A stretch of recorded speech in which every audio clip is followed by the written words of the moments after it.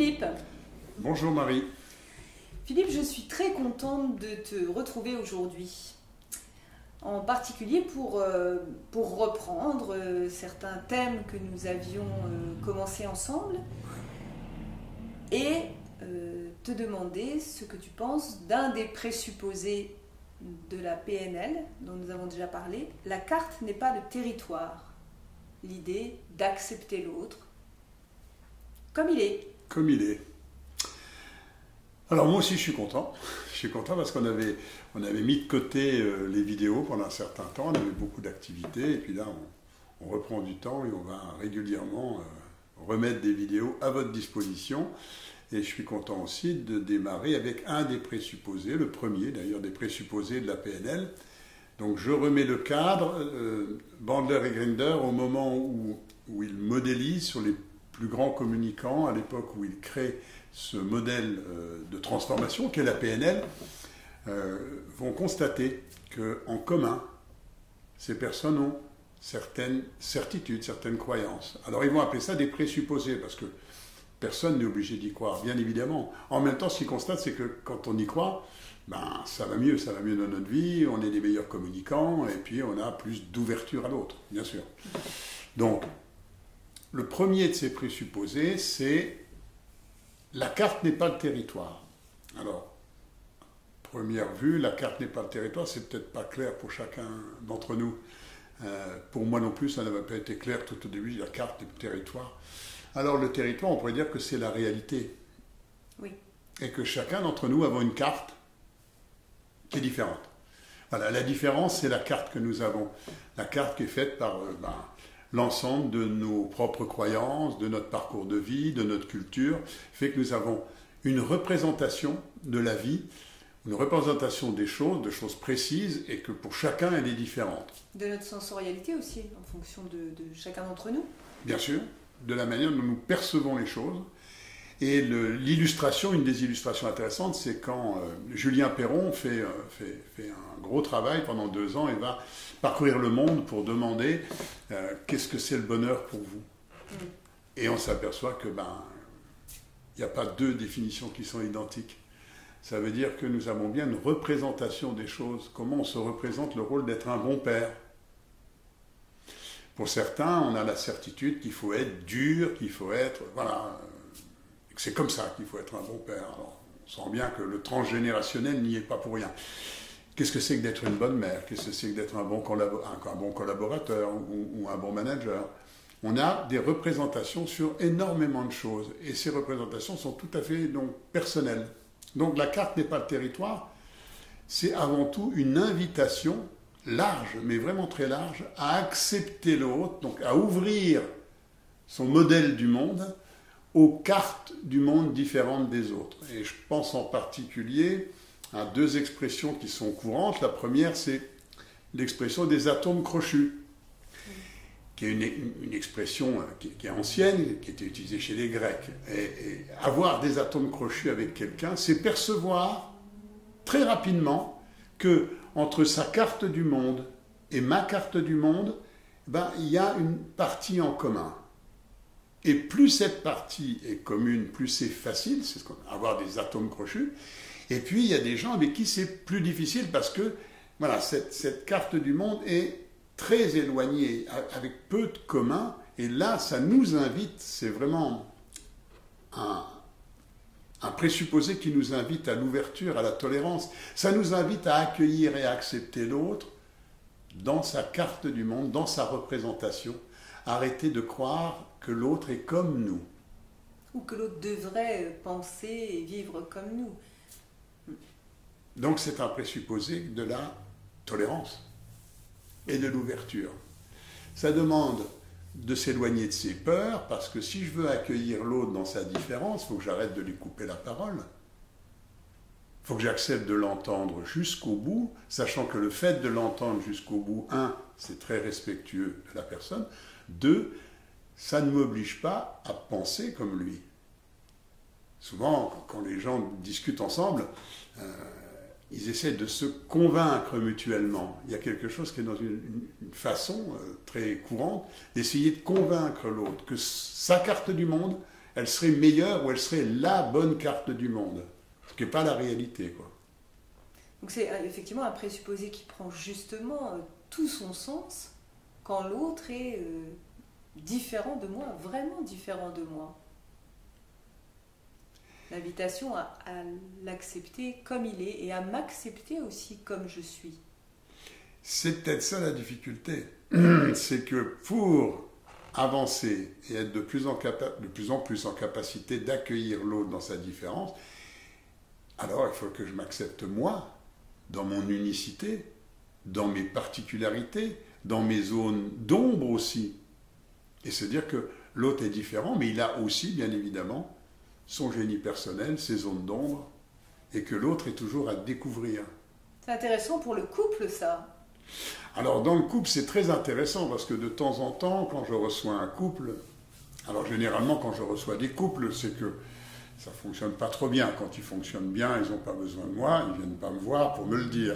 Donc quand je reçois un couple, souvent je leur pose la question, alors c'est quoi à votre avis d'être capable d'aimer l'autre?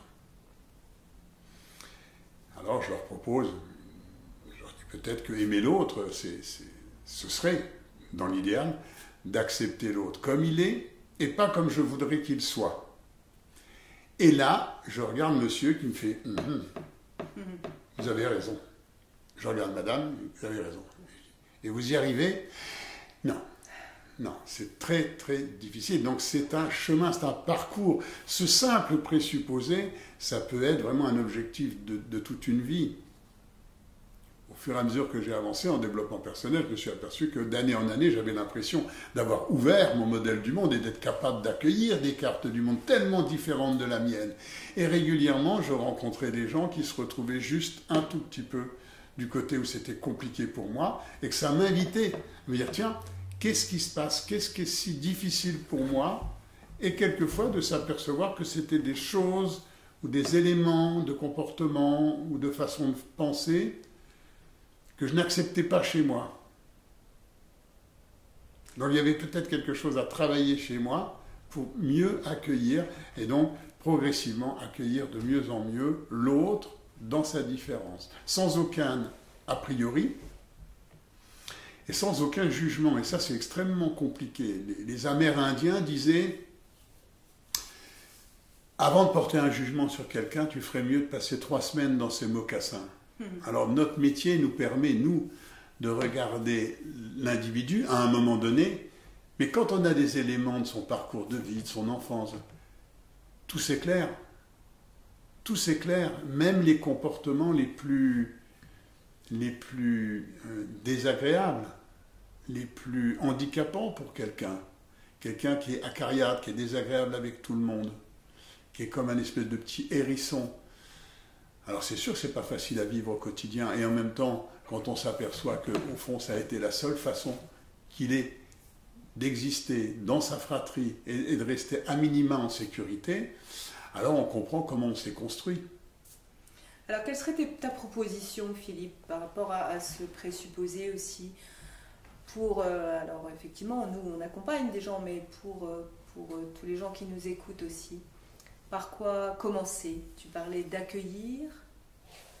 Alors, accueillir, et puis je pense aux lectures de pensée. C'est-à-dire prendre conscience de nos lectures de pensée. Quand on croit qu'on sait ce que l'autre va dire, et qu'on lui coupe la parole pour terminer sa phrase. Quand on croit, on en arrive même tellement à croire des choses sur l'autre, que quelquefois on ne lui pose même plus la question. On ne lui demande pas. On croit qu'on sait. Et on ne se laisse plus surprendre par l'autre qui peut être tout à fait surprenant. Est-ce qu'on lui pose des questions? Est-ce qu'on lui demande? Donc on fait du préjugé.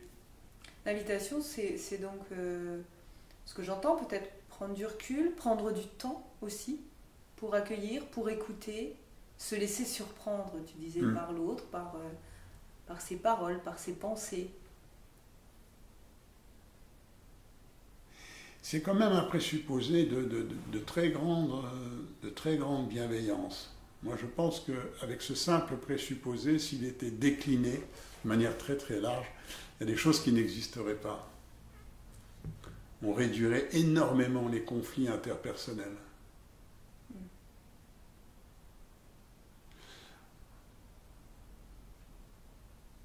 Qu'est-ce qui se passe si je laisse l'autre s'exprimer jusqu'au bout et que j'accepte que simplement que ce soit son point de vue, son idée, sa façon de voir les choses, sans immédiatement, alors, ou porter un jugement de valeur, ou essayer de le convaincre que non, c'est pas la bonne façon,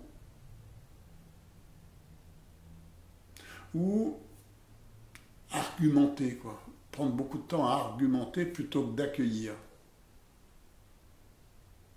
Il est comme ça. C'est sa pensée, c'est sa façon de faire. Alors si ça ne me convient pas du tout, ben, charge à moi de ne pas avoir de lien avec lui. C'est possible aussi, hein. Ok. Ok. Super Philippe, encore ben voilà, une belle déclinaison de ce présupposé et aussi de toute la bienveillance, l'accueil, l'ouverture qu'on peut avoir pour la différence de manière générale. Alors pour terminer, le risque pour beaucoup, c'est d'avoir le sentiment d'être des moutons. Mais moi, je ne suis pas un mouton dans ma vie. Je gère ma vie, voilà, je prends des décisions. Ça ne m'empêche quand même pas d'écouter les gens jusqu'au bout. Les gens disent, quand on est dans cette position-là, les gens vont en profiter et ils vont me bouffer, ils vont prendre le pouvoir. Ça montre juste les peurs qui sont à l'intérieur de nous et nos propres limites. Si je l'écoute jusqu'au bout, c'est comme si je lui donnais raison. Pas du tout. Au contraire. Et je vais pouvoir vraiment comprendre. Et quelquefois, quand je fais cet effort-là, ben, je m'aperçois que ça me permet de développer mon empathie. C'est-à-dire de me mettre à sa place, me dire oui, par rapport à sa situation, à sa place, je comprends mieux. Alors que si je ne l'écoute pas et que j'entends qu'un bout de phrase et que je saute là-dessus pour essayer de le convaincre, on disait, ou essayer, de lui dire que c'est pas bien ce qu'il pense. C'est d'ailleurs ce qui abîme beaucoup notre estime de nous. Le nombre de fois où on nous a dit que ce qu'on pensait était pas bien, que ce qu'on ressentait était pas bien. Mais non, t'as pas mal. Et puis toutes ces vérités qui sont assénées avec des tas de petites phrases. Voilà. Des croyances qu'on n'est pas obligé de partager. Et puis on n'est pas à l'abri de s'enrichir. Bien sûr. En allant à la découverte de l'autre, de sa différence. Ouais. Super. Voilà, ben, c'est la première vidéo de reprise. Oui. Je te remercie Marie, on va en faire d'autres. Je vous remercie aussi pour votre fidélité. Vous avez déjà une bonne 50aine ou une 60aine de vidéos sur des tas de thèmes. N'hésitez pas à faire des commentaires, n'hésitez pas non plus à nous proposer des thèmes qu'on va intégrer au fur et à mesure puisqu'on reprend cette série de vidéos. De vous abonner, de cliquer, comme d'habitude. De cliquer et de vous abonner. Merci beaucoup. À bientôt. À bientôt Philippe. Bon bah, je suis tout seul ou quoi? C'est quoi ce travail? Eh oh, Marie. Hey. Ah, viens Marie. Mais oui, je suis là. Qui d'autre? Bonjour. Voilà. Camille. Viens Camille. Ça va Camille? Salut. Salut. Sandrine? Elle est où Sandrine? Je suis là. Ah Sandrine. Salut Sandrine. Qu'est-ce que tu nous manques? Steve? Ouais, salut Steve. Salut Steve. Ça va? Ça va. Et puis, ben, il nous manque le photographe, le vidéaste célèbre. Salut Luciano. Hello. Salut. Vous êtes prêts pour la photo? Oui. Souriez.